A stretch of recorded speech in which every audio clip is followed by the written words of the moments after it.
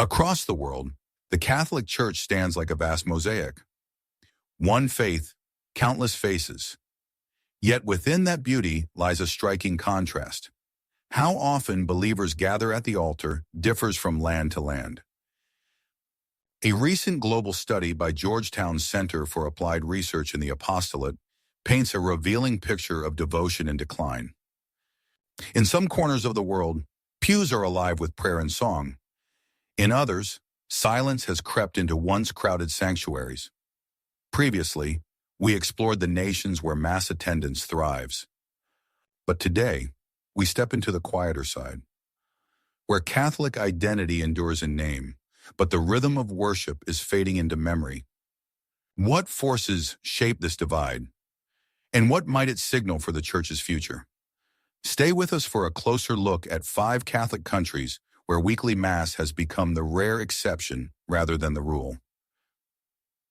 If you enjoyed this journey of faith, don't forget to like the video and subscribe for more inspiring stories. Number 1, Netherlands, Versvoornanso. Mayan, a nation where ancient spires still pierce the gray northern sky, yet only about 7% of Catholics still gather beneath them each week. Once the heartland of vibrant parishes and community life, the Dutch Church now stands as a quiet monument to a faith that has, for many, slipped from practice into memory. Long known for its Protestant heritage, the Netherlands experienced an unexpected Catholic renaissance in the early 20th century. Southern towns echoed with church bells, Catholic schools flourished, and parish networks became the backbone of civic identity. The faith was not just believed, it was lived, shaping festivals, politics, and even the rhythms of daily life. But that world began to dissolve. As modern secularism swept across Europe, the Netherlands became one of its most vivid examples. Generations raised in post-war prosperity turned inward, choosing reason over ritual, individuality over institution. Churches that once overflowed on Sunday mornings now stand half empty, their pews gathering dust beneath stained glass once meant to inspire awe. For many Dutch who still call themselves Catholic, the identity now carries the warmth of nostalgia rather than the weight of conviction. It lingers in family names, holidays, and quiet customs. A baptism remembered, a wedding blessed, but not in weekly Mass or confession.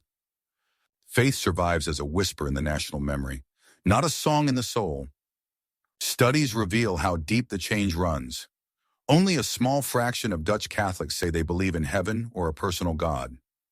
The sacred has become symbolic, belief traded for belonging, devotion replaced by cultural echo.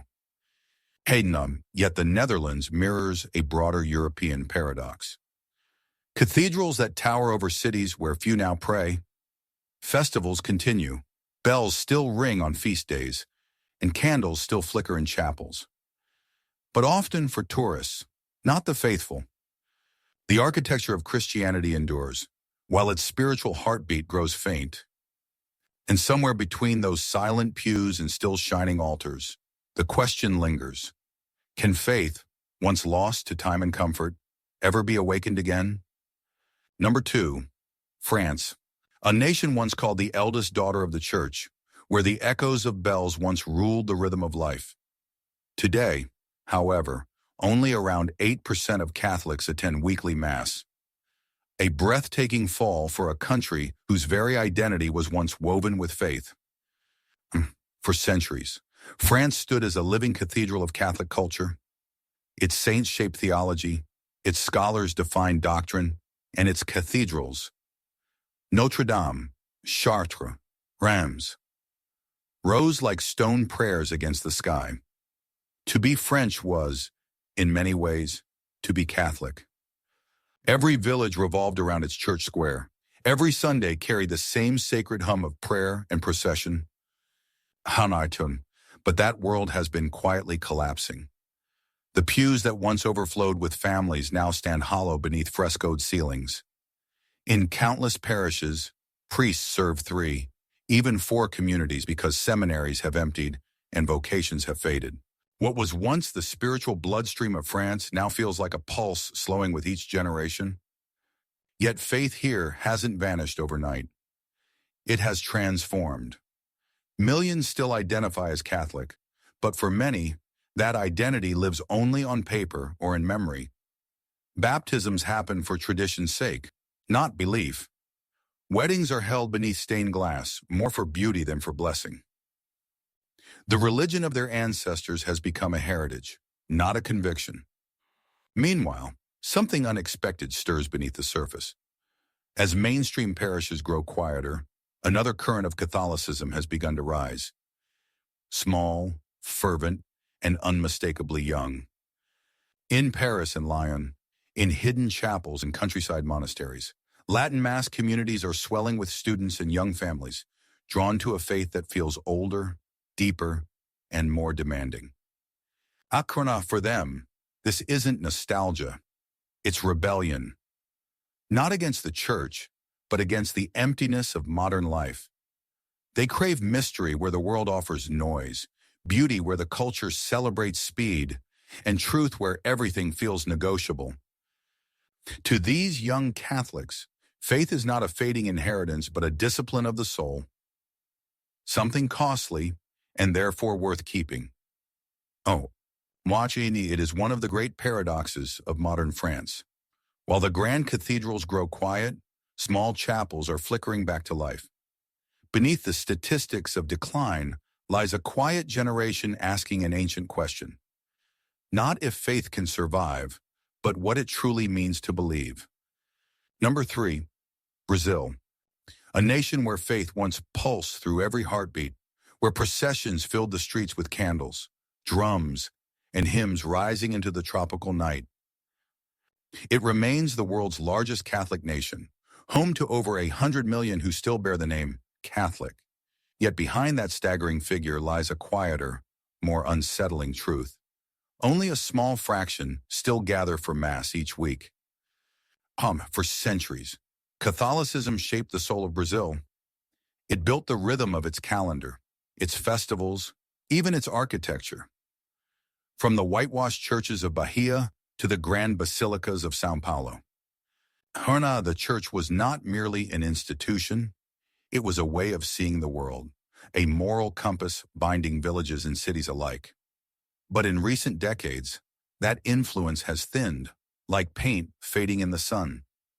Across sprawling urban favelas and remote Amazon towns, evangelical and Pentecostal churches have surged to life. Their preachers speak the language of daily struggle, poverty, addiction, hope. Their services are alive with music, emotion, and testimony, offering something intimate and immediate that many feel the old church has lost. For countless Brazilians, these congregations have become not just places of worship, but communities of belonging. Meanwhile, Catholic identity endures, but often as a memory rather than a mission. Millions still mark their children with baptismal water, hang rosaries in their cars, or keep a statue of Our Lady in their homes. Yet Sunday mornings pass quietly. The faith remains in symbols, not in practice, in heritage, not in habit. On paper, they are Catholic. In life, they are distant. The divide between belonging and believing has never been wider. For some, religion has become deeply personal and spontaneous, a conversation with God outside the structure of sacraments. For others, faith has drifted into silence altogether. The church, once the unshakable heart of Brazil's moral and cultural life, now struggles to speak to a generation shaped by modernity, media, and motion. Still, Brazil wears its Catholic past like a watermark, faint but indelible. Cathedrals still rise above crowded marketplaces, holy days still echo through music and dance, and Christ the Redeemer still opens his arms over Rio de Janeiro. Yet symbols alone cannot sustain a living faith. Beneath the surface of devotion lies a question only the heart can answer. When belief fades into identity, what truly remains of the church that once defined a nation? Number 4, Switzerland. A nation of breathtaking order and quiet grace, where church bells still ring across valleys, but fewer and fewer stop to listen. Though roughly 3 million citizens still identify as Catholic, weekly mass attendance has dwindled to barely 1 in 10. The gap between faith professed and faith practiced has widened into a chasm. Once, nearly the entire country identified as Christian. The faith shaped everything. From mountain villages clustered around steeples to the rituals that marked each season of life. The church calendar guided the rhythm of the year. Advent candles in winter windows, Easter bells echoing through alpine air, feast days woven into civic life. But that pulse has faded.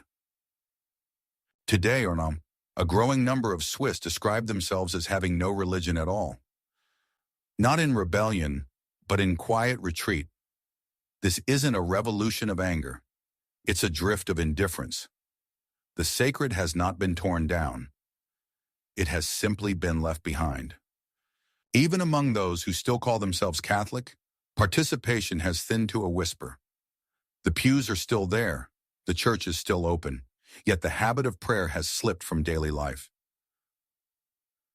Across the country, grand cathedrals and ancient monasteries still rise like witnesses to a forgotten devotion. Their stones hold centuries of whispered psalms. The Abbey of St. Gall, once alive with scholarship and chant, now stands more as a museum of faith than its heartbeat.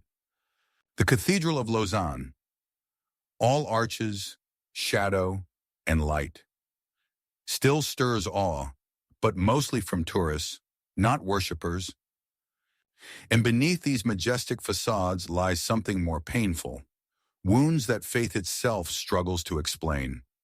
Recent revelations of widespread clerical abuse, long hidden and finally brought to light, have left deep scars, especially among the young, already disillusioned with institutions. What was once a question of belief has become a question of trust. For many Swiss Catholics, the church now feels like an heirloom passed down from generations. Precious, yes, but fragile, and no longer fully understood. The architecture remains, the history endures, yet the spirit that once filled these spaces with song now lingers only as an echo. Switzerland's story is not one of rebellion, but of quiet forgetting. The churches have not been torn apart.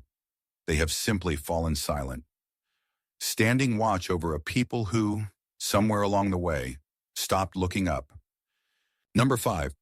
Latvia. A small Baltic nation where church towers still rise above cobblestone towns, but their bells now toll for fewer souls. Weekly mass attendance here hovers around 11%, placing Latvia among the least practicing Catholic countries on earth. Yet, paradoxically, nearly 1/5 of its people still call themselves Catholic, most living in the misty eastern regions, where devotion once ran deep. This quiet contradiction between identity and action, heritage and habit, defines much of Latvia's modern spiritual life. The pews may remain, but the people have drifted. And Catholicism is not alone in this decline. Lutheran churches across the country face the same emptiness, revealing a broader national disengagement not from one faith, but from faith itself. To understand how this came to be, one must look backward, to a time when belief was not simply fading, but forbidden. Under decades of Soviet rule, religion was silenced by decree.